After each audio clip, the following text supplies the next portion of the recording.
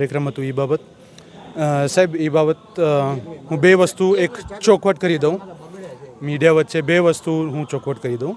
એક અન્ય વિડીયો આવ્યા હતા 20 તારીખ પછી અને યુટ્યુબમાં લખ્યું હતું કે નેક નામદાર મહારાજા સાહેબ મને કંઈ જવાબ આપે છે, હું એમને કંઈ પ્રશ્ન પૂછું છું. એક ચોખવટ કરી દઉં, હું આજે જે પણ છું મારા માતા પિતાને લઈને છું, એમના આશીર્વાદને લઈને છું અને દરરોજ મારા પિતાના મારા માતાના આશીર્વાદ લઉં છું, એમને સાથે સામાજિક અને રાજકીય ચર્ચા કરું છું. તો ત્યાં કાંઈ કન્ફ્યુઝન ન હોવું જોઈએ. મેઇન મુદ્દો શું છે કે આજે સમિતિનું સંગઠન બન્યું છે 20 તારીખે, એની શરૂઆત ક્યાંથી થઈ? આ બધા ખાસ કરીને ક્ષત્રિય સમાજને એક ખોટી વાત કહેવામાં આવે છે. મારી વાત ધ્યાનથી સાંભળજો, કારણ કે મારી સાથે બનેલી ઘટના છે. 31 મે 2024 પ્રજાવત્સલ્ય નેક નામદાર મહારાજા કૃષ્ણકુમારસિંહજીના નાના પુત્ર જે શિવા બાપા કહેવાતા હતા, બધા ભાવનગરના નગરજનો વચ્ચે, એમનું દુઃખ અવસાન થયું હતું. 5-6 દિવસ પછી 5મી જૂને મને શંકરસિંહ વાઘેલા બાપુનો એક મેસેજ આવ્યો હતો એક વાયા ચેનલ થ્રુ કે એમને પરિવાર સાથે આ દુઃખ અવસાન થયું છે, પરિવારને મળવા આવવું છે. સ્વાભાવિક છે, શંકરસિંહ બાપુ શિવા બાપાને ઓળખતા પણ હશે, કારણ કે બંને એક જ પક્ષના અને રાજનીતિમાં હતા.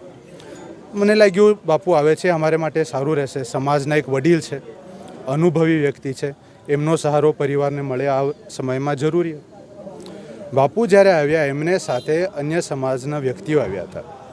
મને આશ્ચર્યચકિત ક્યારે લાગ્યું જ્યારે આવા સમયમાં ભાઈઓ 12મું પણ નહોતું થયું મારા દાદાના. આપણે સંસ્કારી માણસો છે, કોઈ પરિવારમાં દુઃખ અવસાન થાય 12મું સુધી આપણે કોઈ બીજી વાત તો નથી કરતા, ત્યાં જઈને આપણું શોક વ્યક્ત કરીએ છીએ. ત્યારે 5મી જૂને 4:15 વાગે નીલમબાગ પેલેસ હોટેલ બાપુ આવ્યા હતા અને આ જ સમિતિની વાત અને પદના પ્રમુખ સ્થાને મને જયવી રાજસિંહજી ગોહિલને બેસાડવાની વાત મારે સાથે કરી હતી. ત્યારે મેં બાપુને સામેથી પૂછ્યું હતું કે આનું કારણ શું છે, કારણ કે અમે બધા અત્યારે શોકમાં છે, અત્યારે દુઃખથી ગુજરીએ છીએ. ત્યારે બાપુએ મને કીધું કે જે ચૂંટણી થઈ હતી રૂપાલા સાહેબ સાથે, જે આખો મુદ્દો ત્યારે થયો હતો, ત્યારે એક પ્રકારની એકતા ઊભી થઈ હતી. તો બાપુએ કીધું કે આ એકતા કન્ટિન્યુ રહેવી જોઈએ. સ્વાભાવિક વાત છે, મેં તો કીધું એકતા કાયમ રહેશે, એને માટે આપણે થોડી કંઈ બીજું દર અઠવાડિયે આંદોલનની જરૂર નથી ને. બાપુએ કીધું ના, કે આ એક પોલિટિકલ એટલે કે પોલિટિક્સથી ડાયરેક્ટલી સંકળાયેલી બોડી નહીં રહે, પણ જેમ આપ કહો કે ભારતીય જનતા પાર્ટીની માત્ર સંસ્થા RSS છે, એવી એક સંસ્થા એ ઊભી કરવા માંગે છે અને મને લઈને યુવાનોને જોડાવા માંગે છે. મારા મનમાં બે પ્રશ્ન મને હેરાન કરતા હતા કે આવા દુઃખ અવસાન થયું છે મારા પરિવારના સદસ્યને, અને આ સમાજના જ એટલા વડીલ વ્યક્તિને આટલા સિદ્ધાંતો અને વિવેક નથી કે આ જગ્યામાં આવીને આવી વાતો ન કરે. અત્યારે બીજું જે પ્રશ્ન ઊભો થાય કે મેં જ્યારે સ્પષ્ટ કીધું કે હું કોઈ દિવસ સમાજને રાજકારણ માટે ઉપયોગ નહીં કરું.